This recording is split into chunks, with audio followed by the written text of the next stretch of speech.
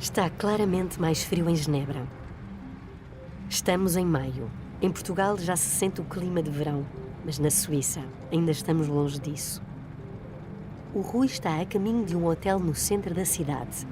Está seguro, tem um salvo-conduto e, apesar de ter desviado um avião com dezenas de reféns, com este documento está livre de perigo. Na mochila tem 10 milhões de dólares. Dinheiro não falta para pagar o táxi e a estadia. O piratinha sabe que não pode voltar para Portugal. Mas está tudo planeado. Vai fazer com que os pais venham ter com ele à Suíça. Na recepção, reserva um quarto para os dias seguintes e pede uma ligação telefónica para casa. O Rui pede também que lhe seja servida uma refeição enquanto espera pela chamada.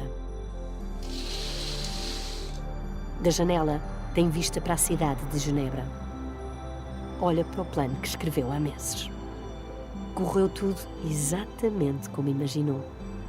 Está rico e pronto para mudar de vida. Chegou a altura de falar novamente para o Feijó. Os pais estão em lágrimas, mas o Rui explica tudo o que fez e tudo o que quer que façam. É preciso pagar o que falta do empréstimo da casa e comprar a parte do táxi que pertence ao sócio do pai. Explica que vai depositar o dinheiro numa conta e que a partir daí vai comprar os bilhetes de avião. Alexandre e Idalina Rodrigues têm que aguardar por um novo telefonema com indicações sobre o dia e hora em que devem embarcar rumo à Suíça. Rui promete esperar pelos dois no aeroporto, mas precisa também que tragam algumas coisas: documentos e cartões que estão guardados no armário da roupa na despensa, a mala que está no roupeiro do quarto da mãe e fotografias da família. Os pais concordam com tudo. O Rui pode finalmente dormir.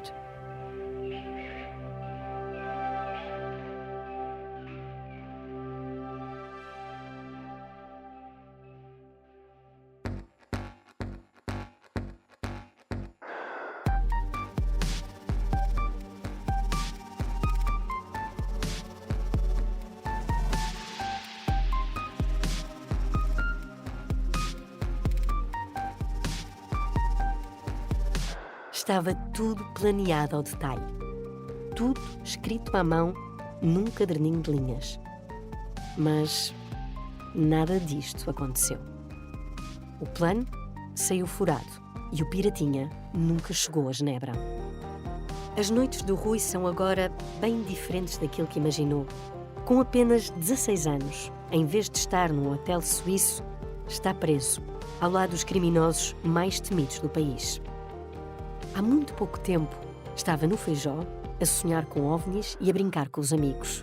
Agora está atrás das grades e pode ficar preso por 20 anos. O juiz tem a certeza de que o piratinha se considera um herói. Só que o advogado sabe que cada dia que o Rui passa na cadeia pode comprometer o futuro deste miúdo. A vida de rico na Suíça tornou-se uma miragem. Mesmo assim, nem tudo vai correr mal ao Rui. Mas as coisas ainda vão piorar muito antes de começarem a melhorar. Este é o Piratinha do Ar, uma série para ouvir em 6 episódios, faz parte dos Podcast Plus do Observador. É narrada por mim, Margarida Villanova, e a banda sonora original é de David Fonseca.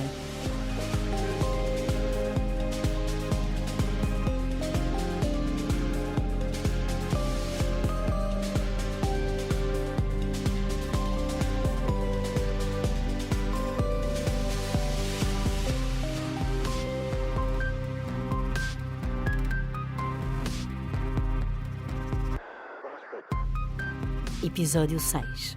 A vida de sonho.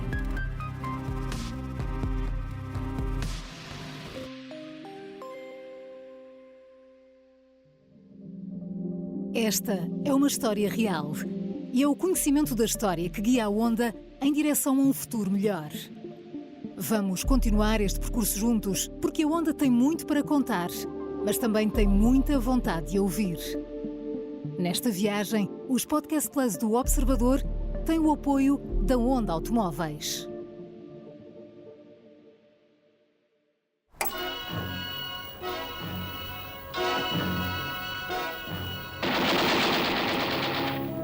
Give up your hopeless attempts to escape. We're going to devote our energies to sports and gardening, all the cultural pursuits. Meanwhile, we dig. Quando o filme passou na televisão naquela noite de julho, os prisioneiros não conseguiam parar de rir. Os guardas não percebiam porquê. Em A Grande Evasão, um grupo de prisioneiros aliados consegue escapar de uma prisão nazi durante a Segunda Guerra Mundial. Como? Escavam um túnel por onde passam dezenas de detidos. Bem se podem estar a rir, pensam os guardas. Isso do filme nunca vai acontecer na prisão de Val de Judeus, em Alcoentre. É a prisão mais segura do país. Mas aqueles prisioneiros sabem que, dias mais tarde, os guardas já não se vão rir assim.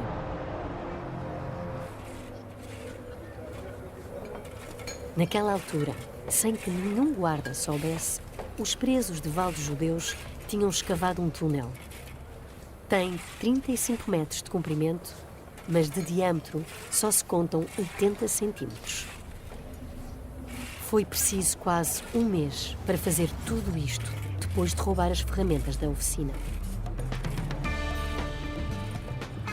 A partir do momento que entro dentro de uma cadeia, depois a minha cabeça só trabalha, portanto, para fugir. Não é? Só me ocupo precisamente da fuga, não me ocupo absolutamente mais nada, isto mentalmente. Acontece depois que entrei, depois pensei que tinha que fugir. Manuel Pedro Ramalho Dias, mais conhecido como Manuel Alentejano.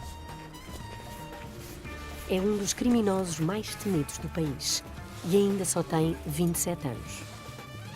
Mas não está sozinho. O Zé da Tarada, o Isidro, o Dedé, o Muleta Negra e o Dragão também estão metidos nisto. De frente para o túnel, ficam orgulhosos do que conseguiram. Até instalaram iluminação e uma ventoinha. É tempo de fugir. Depois de vários minutos a rastejar dentro do túnel, conseguem finalmente a liberdade. E correm para bem longe. Os outros reclusos descobrem o plano e querem aproveitar. Em vez dos 6 cabecilhas, acabam por escapar 124 prisioneiros.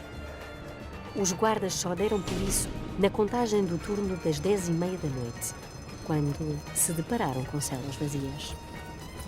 A fuga de Alcoentre, em 1978, ainda hoje é considerada uma das mais espetaculares em toda a Europa.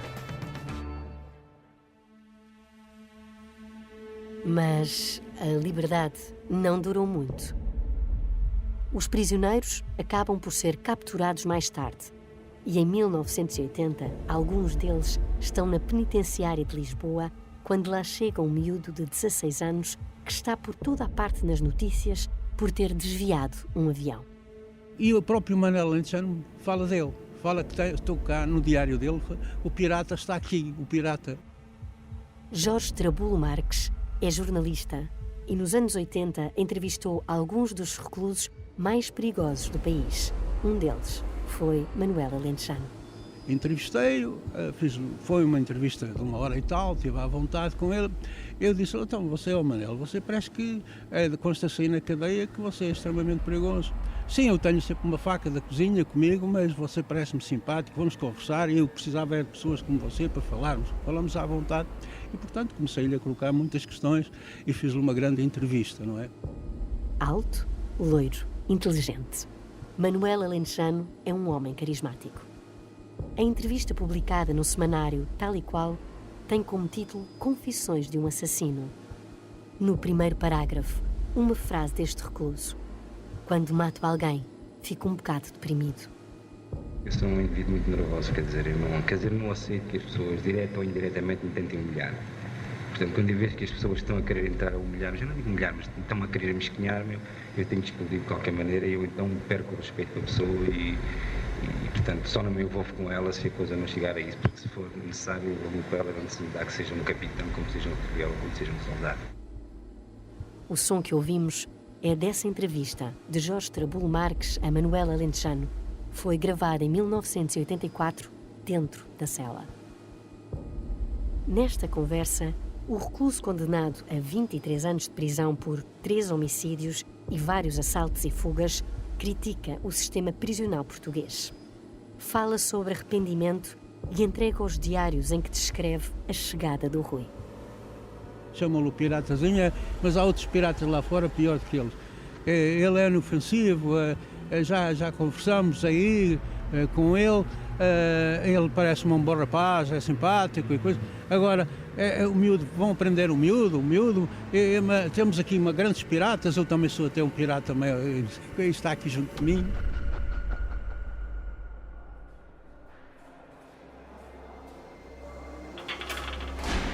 O Rui está numa pequena cela no estabelecimento penitenciário de Lisboa.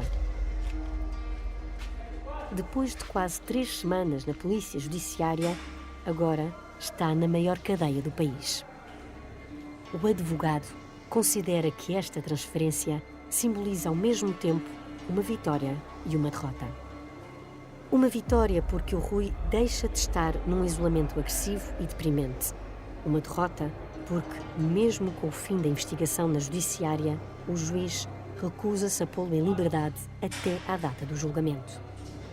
A mãe vê a transferência como uma prova de que a prisão do filho vai continuar por muito mais tempo. Só nas curtas visitas é que o Rui consegue ter contacto com os familiares e com o advogado. Eu era bastante novo, mas tinha suficiente, digamos, maturidade emocional para perceber que o Rui Rodrigues precisava muito de uma assistência regular da minha parte. E eu, no mínimo, visitei uma vez por semana, talvez mais do que isso. Nestas visitas, Agostinho Pereira de Miranda encontra um jovem muito ansioso. Uma coisa é muito clara para mim ainda hoje. Ele não estava nada calmo, pelo contrário, aliás, e ele estava num processo de perturbação cada vez mais acentuado. Rui é consultado várias vezes por um psicólogo. Os relatórios médicos são também encaminhados para o tribunal. Agostinho Pereira de Miranda defende que a prisão traz consequências graves. Está preocupado com a estabilidade mental do Rui.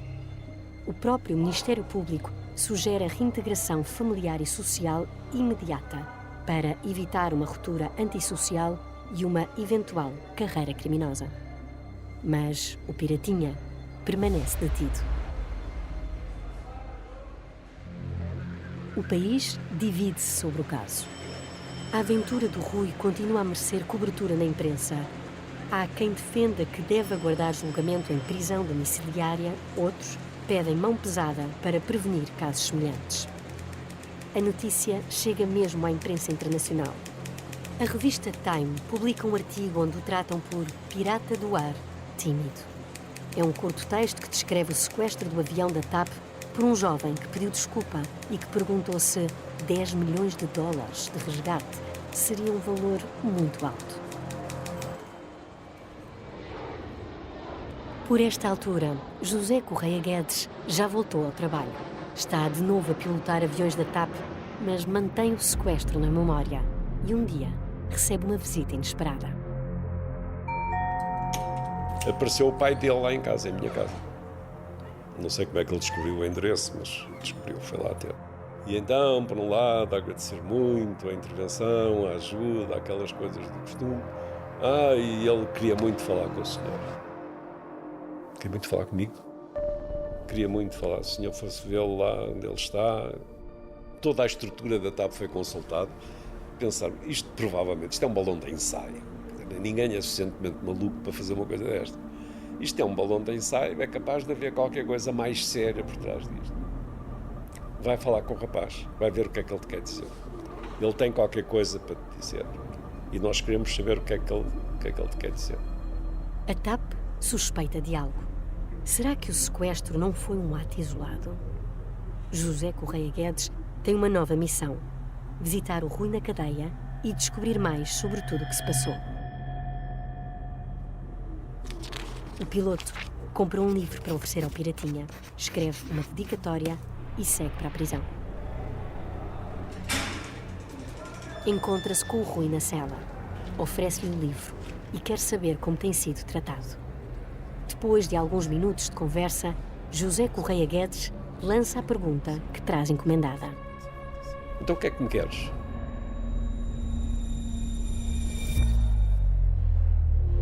Queria-te agradecer. Queria-te agradecer muito. Muito obrigado. Queria-me dar um abraço. Só isso, não tens mais nada para me dizer. Não, queria-te agradecer muito. Foste muito generoso, muito bom, muito não sei o quê. Fico-te grato para o resto da vida. Lá ficamos outra vez de lágrima no olho e não sei o quê. O piloto passa a mensagem à TAP. Caso encerrado. É mesmo apenas um miúdo que quis desviar um avião.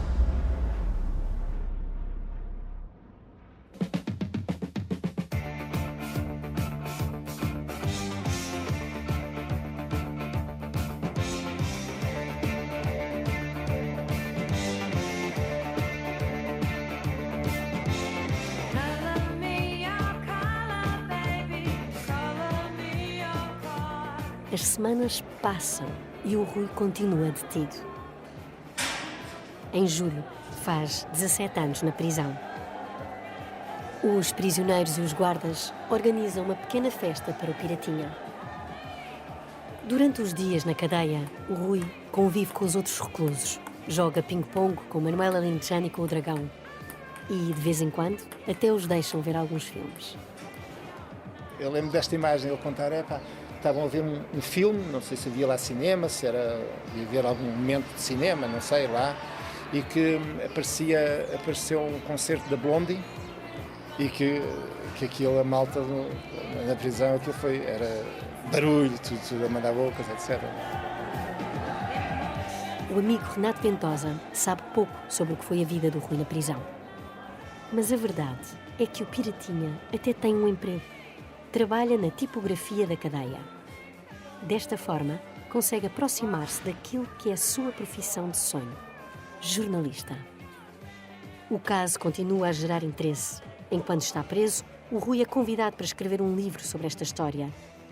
E, imaginem, até recebe uma proposta de uma editora discográfica que o convida para gravar uma canção com música de Rui Veloso. Nada disso foi para a frente. Por duas razões. Primeiro, porque o Rui não quer ser visto como um herói com medo de que isso jogue contra ele no julgamento. E segundo, porque o que quer mesmo é ser repórter.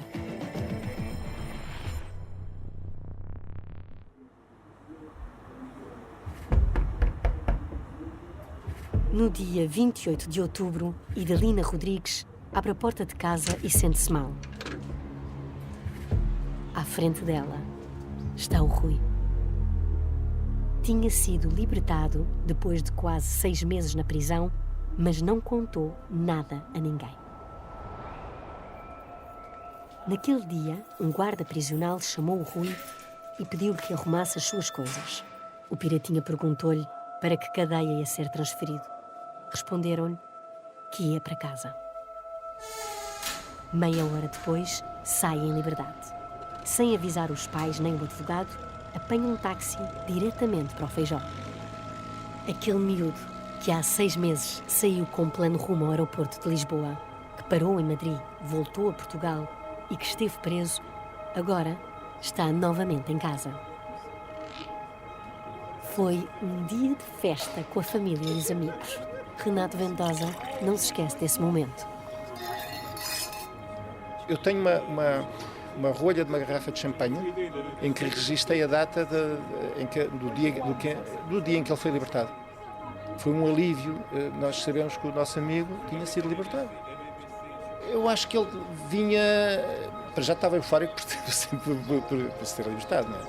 E acho que vinha normal, acho eu, cheio de ideias para continuar a fazer coisas, claramente. É só depois de celebrar, já no dia seguinte, que o Rui liga ao advogado. Agostinho Pereira de Miranda, surpreendido, pede ao Piratinha que espere por ele. A notícia não pode circular antes de serem vistos juntos.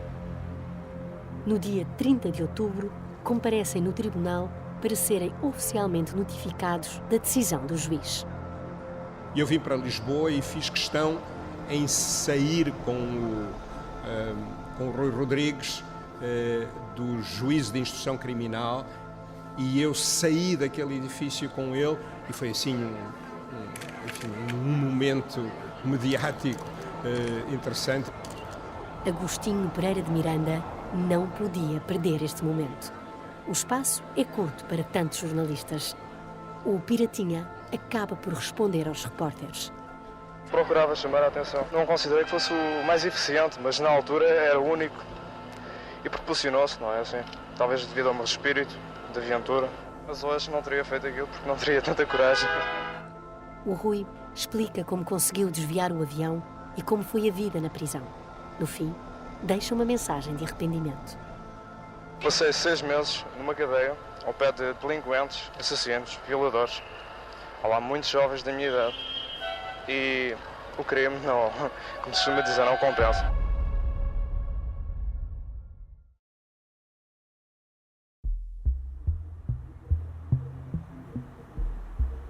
José Correia Guedes não dá pela notícia de que o Piratinha foi libertado. Está em casa, em Carcavelos.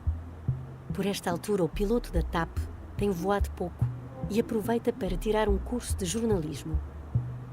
É num destes dias, enquanto estuda com um colega, que é surpreendido pela campainha. Tocam à porta, plim, plom. E vai saber, é ele. O Piratinha está de novo com o piloto. É uma das primeiras coisas que o Rui faz depois de conseguir a liberdade. Pedir montes de desculpas à minha mulher. Como ela era professora e habituada a lidar com meninos mal educados, que era o caso, deu-lhe um raspanete. Tu não sabes o que eu sofri, mais isto, mais aquilo, isso não se faz. E o meu colega que estava comigo a estudar, que não tinha nada a ver com este filme, estava de boca aberta. Mas que é isto? O sequestrador entrar em casa do sequestrado. O colega de José Correia Guedes já acha tudo isto estranho, mas fica ainda mais surpreendido com o que acontece a seguir. Como era ao fim da tarde, eu pergunto, já jantaste? Não. Então, olha, jantas aqui connosco. Havia jantar. Foi então que esse colega, o Jorge Soares, disse assim, rapaz, isto é mentira. Ele estava assim, isto não é possível. Vamos jantar aqui todos, o sequestrador e o sequestrado. Vamos jantar à vontade. Depois deste encontro, o Rui começa a organizar a sua nova vida.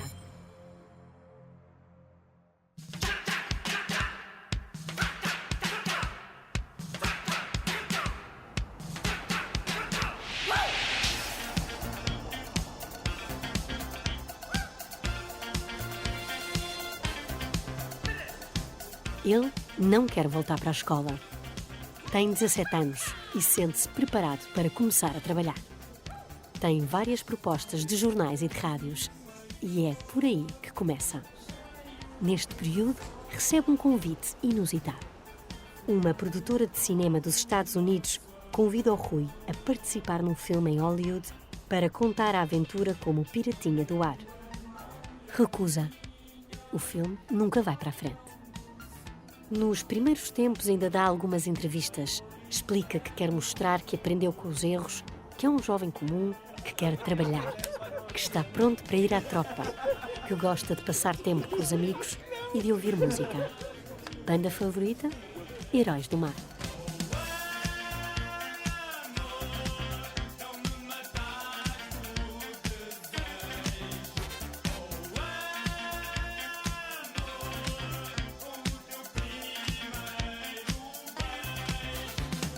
A relação com os pais também melhora. Tudo corre bem na vida do Piratinha. Em 1983, Rui já deixou o jornalismo e trabalha numa produtora de filmes. Em setembro de 1984, vai à tropa. É recruta em Beja. Trabalha no Centro de Audiovisuais do Exército. Em 1985, pede a namorada em casamento. Está noivo. Tudo corre bem, mas não se esqueçam de uma coisa. o Rui está em liberdade, só que não foi julgado. Ainda pode ser condenado a uma pena que pode chegar aos 20 anos de prisão. Sim, já nesta época a justiça era lenta em Portugal. O desvio do avião acontece em maio de 1980, mas o julgamento só tem início 5 anos depois. Rui tem agora 22 anos. Passou tanto tempo que, por esta altura, Agostinho Pereira de Miranda vive nos Estados Unidos e o Rui tem o caso entregue a outro advogado, Vítor Miragaia. O juiz, José António Rodrigues Simão, nunca teve um caso assim. Achei um caso absolutamente insólito, não é? Uma coisa um bocado estranha, não é? Foi isso que me lembra, não é? Da estupefação. Como tudo nesta história, também o julgamento vai ser diferente. O juiz aceitou o pedido dos advogados de defesa para que o julgamento se realize com júri. Sabem que este é um caso mediático e que grande parte do país defende a liberdade do Rui. Uma decisão através de um júri pode beneficiar o Piratinha.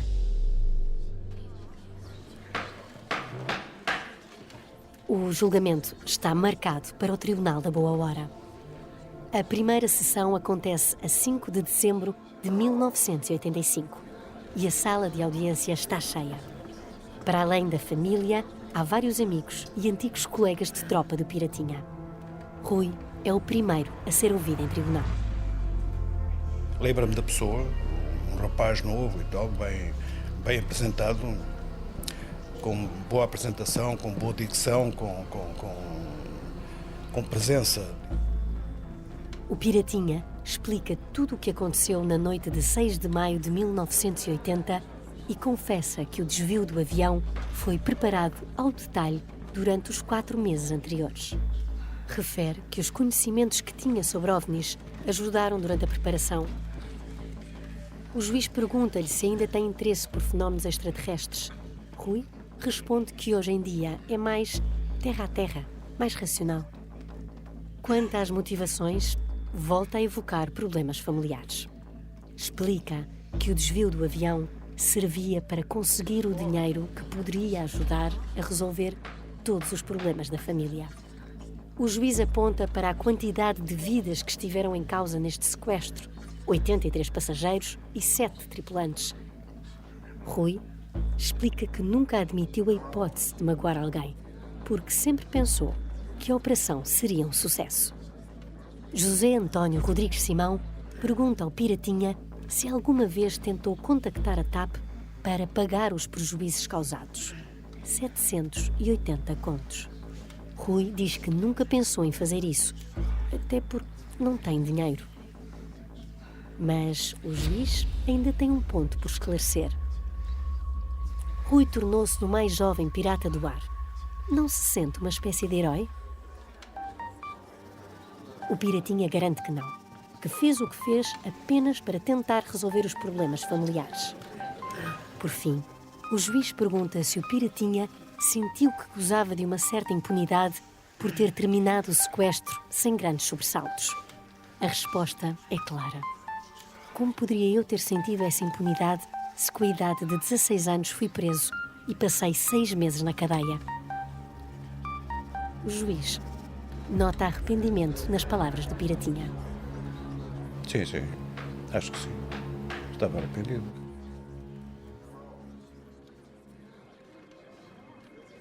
José Correia Guedes, o copiloto, testemunha a favor do Piratinha. Aliás, quase todos os depoimentos são nesse sentido. Toda a gente atestava a alta qualidade moral, educacional, a inteligência, bom filho, bom amigo, bom aluno, bom tudo. Estava cumprida a promessa. 5 anos antes, o copiloto tinha garantido ao Rui que todos iam testemunhar a favor dele se desistisse do sequestro. Agora, tudo se estava a confirmar. Mas o tribunal dá como provados factos que são graves. Um deles é a premeditação. Rui passou 4 meses a planear tudo isto ao pormenor. Ficou provado que tinha uma arma e 8 balas e que ameaçou a tripulação para conseguir os seus objetivos: $10 milhões e um salvo-conduto para a Suíça. A utilização da arma era o maior problema para o Piratinha. Em abstrato, é gravíssimo. É gravíssimo. A primeira reação terá sido que era extremamente perigoso. Uma pessoa armada dentro do avião e a ordenar isto e a ordenar aquilo e faça assim, isto é extremamente perigoso. Rui é acusado de pirataria aérea, roubo tentado e posse ilegal de arma. A leitura da sentença acontece apenas a 8 de janeiro de 1986. Rui acaba condenado a 2 anos de pena suspensa.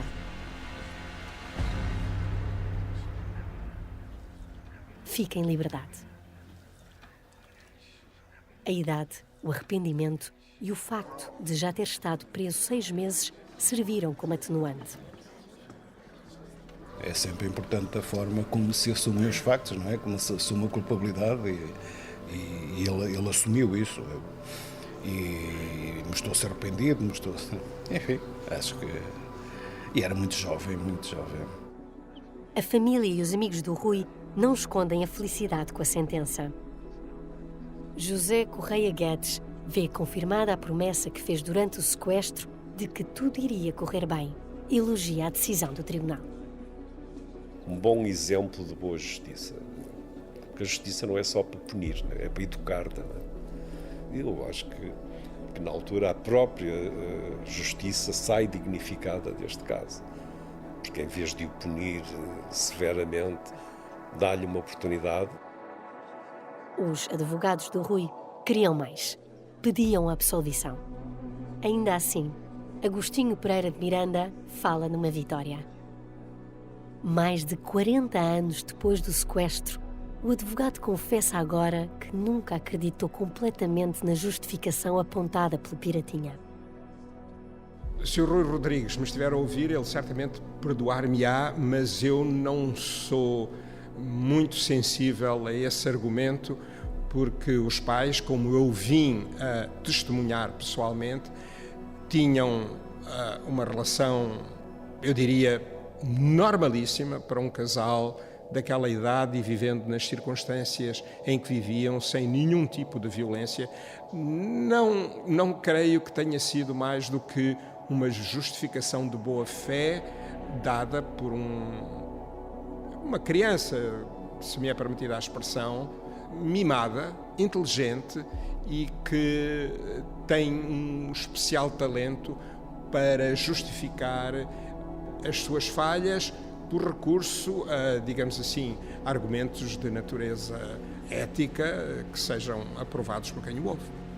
Não era seguramente para se divertir, isso posso afirmar sem nenhuma hesitação, mas poderia ser para ver, digamos, até onde chegava o seu poder, uma espécie de testar os seus limites.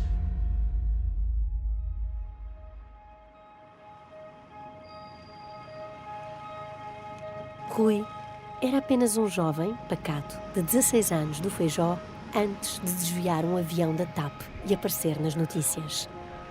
Ficou famoso de um dia para o outro, mas depois do julgamento desapareceu. Manuel Ramos Soares, que também passou a juventude no Feijó, recorda como deixou de o ver. Tenho ideia que depois dele ser libertado, devo ter visto por ali 2 ou 3 vezes. Eu também estou convencido, embora sem estar certo, que ele, se ficou ali, passou a não sair de casa para passar discreto. O clube de ovnis que tinha com os amigos acabou de forma natural.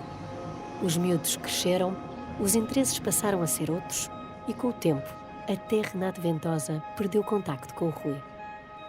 Eu acabei de 12º ano, fui para o técnico e passei-me a envolver bastante no curso que estava a tirar e com as pessoas do meu meio estudantil da altura.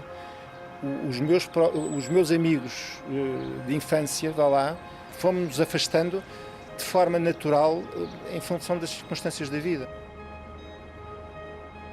Anos depois do sequestro, Luís Filipe Castro Mendes, que em 1980 era o secretário da Embaixada em Madrid, que esteve na torre de controle a participar nas negociações, apanhou um táxi em Lisboa. Ficou surpreendido quando o taxista o reconheceu. E o taxista olhou para mim e disse: o senhor não esteve em Madrid? Estive, foi secretário da Embaixada em Madrid. Como é que... Ele calou-se e depois no fim disse assim: olha, eu não lhe levo nada. Mas porquê? Não, eu sou o pai do rapazinho que cometeu aquele ato de desvio de um avião e sei que os senhores, o embaixador, a embaixada, enfim, todos vocês da equipa da embaixada, salvaram a vida do meu filho. Há poucos anos, Vítor Azevedo, que estava a bordo do voo 131 da TAP e que esteve sentado ao lado do Piratinha, conseguiu o número de telefone do Rui e ligou ao sequestrador. Éramos para ter ido jantar e falar um bocadinho, os dois, mas depois aconteceu qualquer coisa, acabámos por aí. Quis lhe ligar porque acho que é uma situação interessante conhecer agora um homem que quando tinha 16 anos esteve sentado ao meu lado e teve aquela atitude.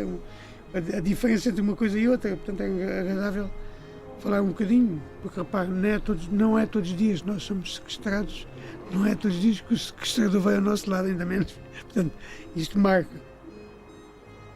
Agostinho Pereira de Miranda continuou a ser advogado do Rui em outras ocasiões. Quando aceitou o caso do desvio do avião da TAP sem receber nada em troca, era um advogado praticamente desconhecido de Vila Franca de Xira. Hoje é um dos advogados mais famosos do país. Especializou-se na área de energia e divide-se entre Portugal e os Estados Unidos. A única pessoa daquele tempo que ainda mantém contacto regular com o Rui é José Correia Guedes, o copiloto que teve uma arma apontada e que acabou por salvar a vida do Piratinha. Depois de se reformar em 2017, o piloto escreveu um livro com todas as aventuras que viveu e, claro, o sequestro é uma das histórias em destaque. Antes do lançamento do livro, então, é que reativamos mais a relação. Para ele dizer que ia escrever sobre o assunto e que ia contar a história, e combinamos um jantar com as nossas mulheres. Fizemos um jantar a 4, fiquei a conhecer a mulher dele, as histórias dos filhos, ele ficou a conhecer as nossas e assim. E agora, de vez em quando, temos um telefonema, pelo menos, todos os anos, vamos mantendo em contacto. Temos uma relação de mútuo respeito enorme. Ele por mim e eu por ele.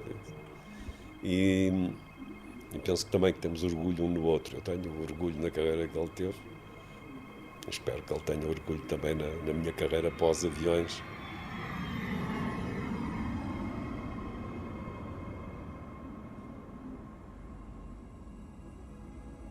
Por esta altura, já devem estar a perguntar-se o que é feito do Rui. Queria ser jornalista e foi, mas por pouco tempo. Acabou por fazer carreira nos mídia, mas mudou para a área comercial. Passou pela TSF, Rádio Comercial, RTP e TVI. Seguiu pelo mundo da publicidade, casou mais do que uma vez e tem 2 filhos.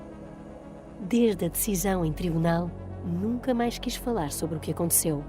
Não dá entrevistas e evita o assunto.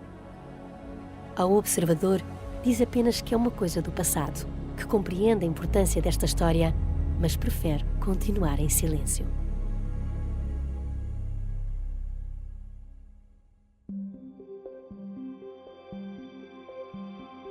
O Piratinha cresceu.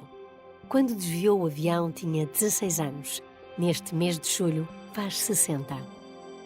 A vida não lhe correu mal, mas é muito diferente da que sonhou quando escreveu o plano da Operação TAP. Querem saber como seria? Isso posso contar-vos. Porque o Rui escreveu tudo no caderninho de linhas. Fez uma lista de coisas que gostaria de ter na Suíça depois de receber os 10 milhões de dólares do resgate. Primeiro, uma casa. Mas não era uma casa qualquer. Tinha que ter jardim, piscina, garagem, ginásio, campo de ténis e uma cavalariça. Uma casa destas precisava de um cofre e de um sistema de segurança, claro. Ia também comprar uma televisão a cores e uma boa aparelhagem. Rui queria continuar a estudar OVNIs e saber mais sobre ciência. Para isso, ia precisar de uma biblioteca, um escritório e um laboratório com telescópio, microscópio e um ampliador de fotografias. A lista de desejos que escreveu é interminável. Uma máquina de filmar, outra de fotografar, uma de escrever e um leitor de vídeo, para se entreter e a comprar equipamento de pesca e de caça. O Rui não esqueceu o exercício físico e fez uma lista dos desportos que queria praticar. E não eram poucos. Ginástica, atletismo, natação, futebol, basquetebol, ténis, surf, voleibol, karatê, hipismo, ciclismo e tiro. Queria também 3 carros e uma pista de karting. Na vida que sonhou, havia espaço para 2 motas e ainda um iate e um barco a motor. Depois de tudo isto, anotou no seu caderninho os cursos que queria tirar. Primeiro, línguas, francês e inglês. Ia também ter tempo para estudar datilografia, caça submarina, canto, dança, fotografia, cinema e ciências ocultas. Por fim, escreveu os 3 últimos desejos. Tinha de aprender a andar de mota. Tinha de aprender a conduzir um carro. E claro, o piratinha do ar tinha de aprender a pilotar um avião.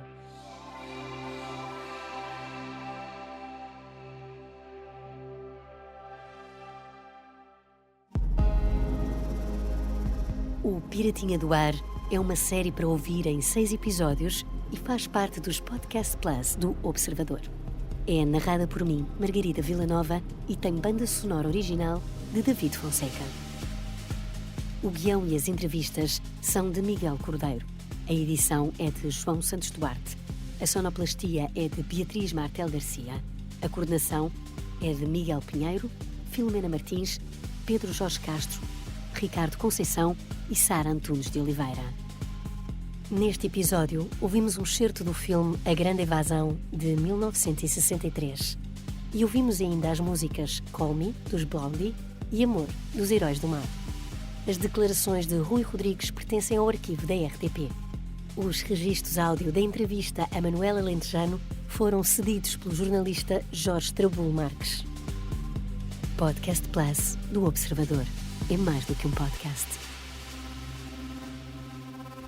Os Podcast Plus do Observador têm o apoio da Onda Automóveis. Da Onda Automóveis. Da Onda Automóveis. Da Onda Automóveis. Da Onda Automóveis.